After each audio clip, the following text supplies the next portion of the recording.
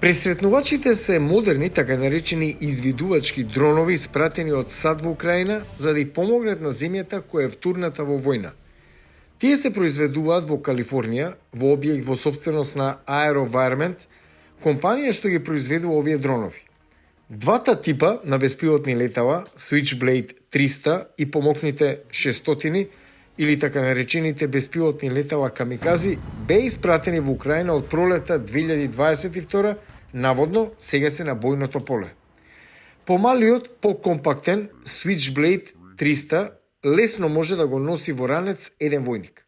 The Switchblade fits in a small tube. Дронот се склопува. Самата цевка тежи околу 2,5 килограми, а целиот околу 5.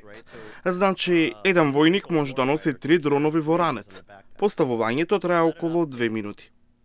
Надградениот дрон Switchblade 600 се движи со брзина до 185 км на час. Откако ќе стаса до својата дестинација, лебди во воздухот, барајќи ја својата цел, испреќа слики со висока резолуција назад до својот оператор. Кога операторот ќе алоцира метата, ќе даде команда за стрелање, овие беспилотни летала одат кон целта и се детонираат.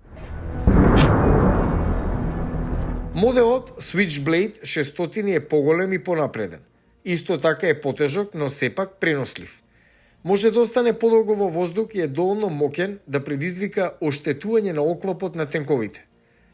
Една од најуникатните карактеристики на двата беспилотни летала е нивната способност да лебдат во воздухот, барајќи го најдобриот агол пред да ја погодат целта. Maybe it's moving, maybe it's hard to hit. Може би зашто се движи. Тешко е да се погоди. Операторот може да почека за најдобриот момент. Кога ќе ја утврди метата, може да действува. Според компанијата, САД испратиле над 1000 вакви беспилотни летала во Украина. Извршниот директор на Switchblade, Вахид Наваби, вели дека беспилотните летала на неговата компанија покажуваат како релативно ефтино, мобилно и паметно оружје може да се надпреварува против оружјето што го користат поголемите армии.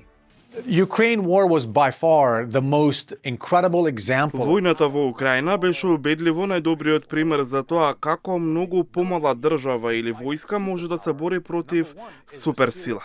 Најважен е отпорот на народот, се разбира. Но второ е оружјето и средствата за да ја остварат мисијата. Беспилотните летала беа неверојатно успешни.